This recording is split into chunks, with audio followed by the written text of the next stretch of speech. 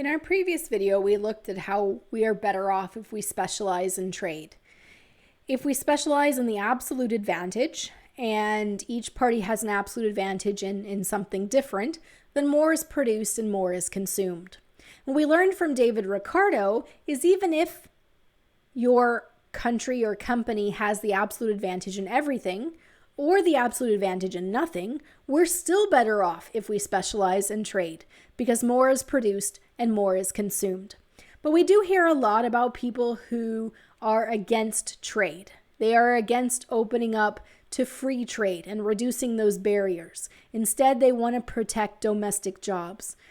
And they are concerned about the sweatshops. So what about the sweatshops? And what about protection of jobs? Let's look a little bit deeper at the benefits of specialization and trade. And let's make a list here.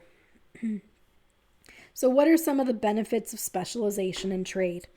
Well, we already know from our example that we've been working through that more is produced and more is consumed. Right? We've already shown that with our airplanes and baseballs. But we can look at other aspects as well. So not only do we get to enjoy more goods because more goods overall are made, but there's also goods being made that wouldn't otherwise exist. So, for example, the pencil would not exist without trade. There's no single country that produces all of the materials that go into a pencil. So if you think about like a yellow pencil, it has graphite from Sri Lanka. It has an eraser that's made from rapeseed oil and sulfur chloride, and often these come from Indonesia. The wood that makes up a pencil is from the US or Canada, and most of the pencils that we use today, those number 2 yellow pencils, are assembled in Pennsylvania. And no, that's not why Pennsylvania is called Pennsylvania. Trust me, I checked. But pencils are put together with all these ingredients from different countries and assembled for about 10 cents. If we did not have trade, those pencils wouldn't exist, and they definitely wouldn't exist for 10 cents. So trade makes possible goods that otherwise wouldn't exist. It gives us access to goods we otherwise wouldn't have. In a previous video, we talked about how, in Canada, we can't grow pineapple or bananas. So we're getting access to goods that we otherwise wouldn't, and some goods simply could not be made with the resources in a particular country. The fourth benefit of trade is that trade gives us,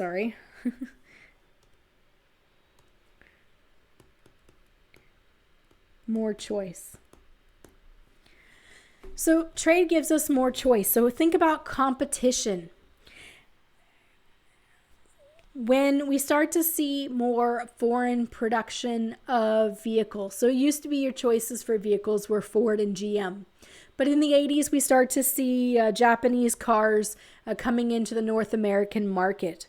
Well, it's this competition now between GM and now with Toyota, Honda, Volkswagen, right? As we open up more and more to trade, there's more and more choice. Customers get more and more choice.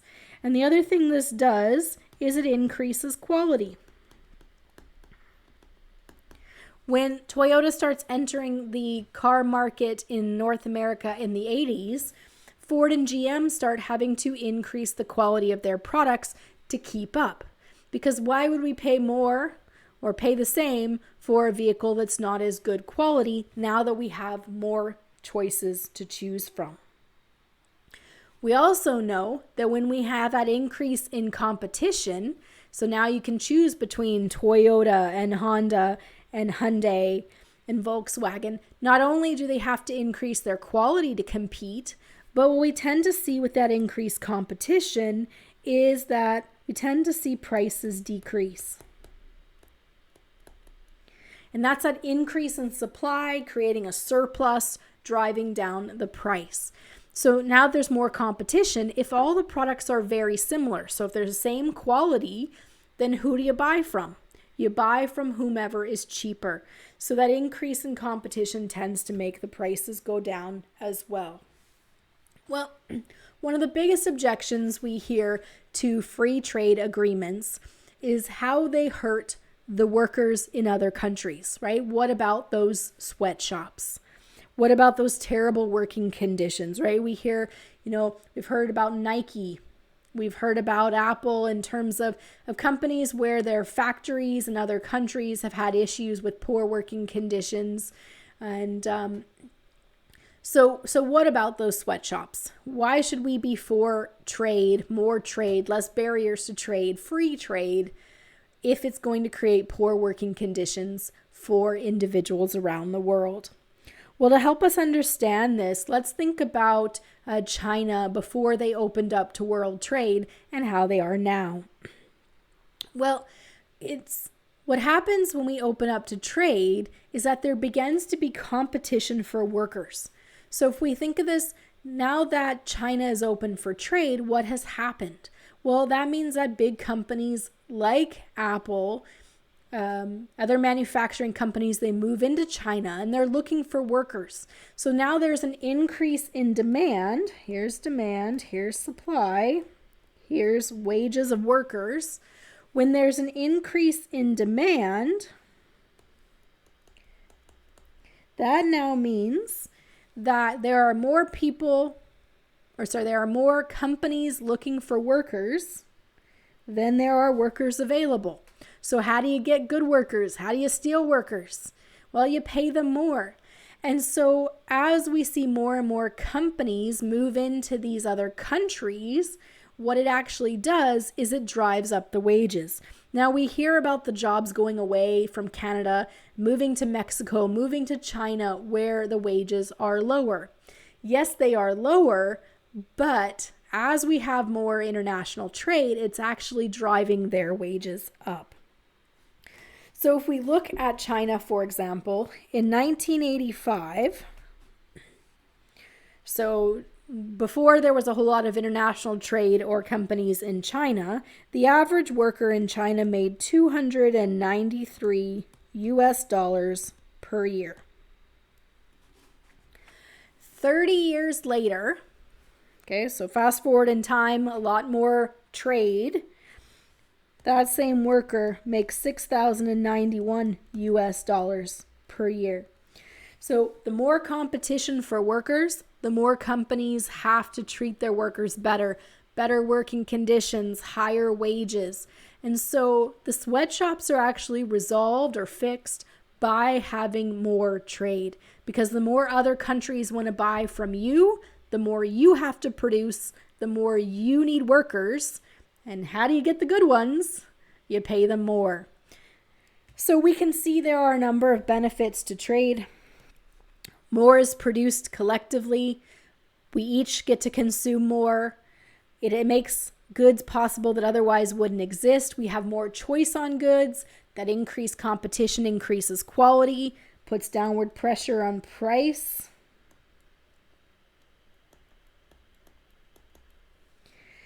And creates competition for workers, which raises wages and working conditions. Now, before we leave this topic, just an interesting little article here. This was actually published in the 1700s. So this is from the manufacturers of candles, lanterns, and candlesticks to the honorable members of the Chamber of Deputies. We're suffering from the ruinous competitions of a foreign rival. Okay, so this competitor, we need to keep out the competition. Well, who's the competitor to the manufacturer of candles? It's the sunlight. And so here in this article, they want to pass a law requiring the closure of all windows, skylights, inside and outside shutters.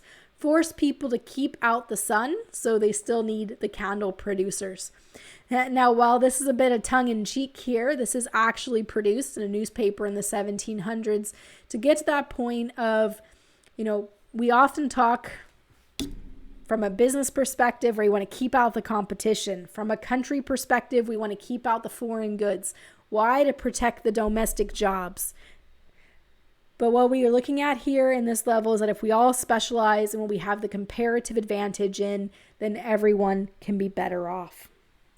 Before we leave this, let's just talk through one more example of why we are better off if we specialize in trade. In the 1980s, Japanese automakers were starting to enter the North American market. And the domestic producers, Ford, GM, were quite concerned about this foreign competition. And so they lobbied the US and Canadian governments to keep out that foreign competition. And so the governments in North America were threatening to put restrictions on Japanese automakers, right? Tariffs, quotas to keep them out. And the Japanese automaker said, okay, well, instead of, putting tariffs on us, instead of keeping us out completely, how about instead we just reduce the amount of vehicles that we put into the North American market? Okay, so what impact would this have? Well, whether you do tariffs or quotas, okay, so taxes or quotas or limits on the amount, or whether the company is instead choosing to restrict the quantity that it puts on the market. In all these cases, we are decreasing supply. And that decrease in supply means that at the current price, we now have a shortage. Customers want more than there is. It drives up the price. Well, this allowed American manufacturers to charge more for vehicles, right? Because there's less competition, there's a shortage, drives up the price. Economists estimate that in the US alone, consumers lost $350 million in 1 year because they were paying extra for vehicles because of keeping out that foreign competition. The price of cars went up about $3,000 a vehicle.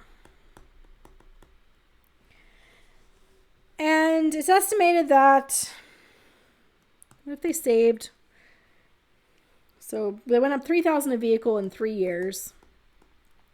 Now, if by doing this, we save 10,000 jobs, okay, it cost consumers $350 million essentially to save 10,000 jobs. Okay, it's costing them an extra $3,000 a vehicle. Well, we could have, to save those same 10,000 jobs, we could have paid each of those people $35,000 a year to stay home. That would have been the same cost. So you're saving those 10,000 jobs and it's costing $350 million. You're essentially writing a check to each of those people for $35,000.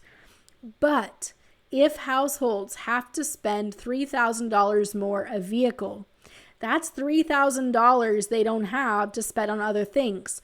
Vacations, eating out at restaurants, buying a TV and other home appliances. So while this could save 10,000 jobs at $350 million, what happens to the jobs in the other industries?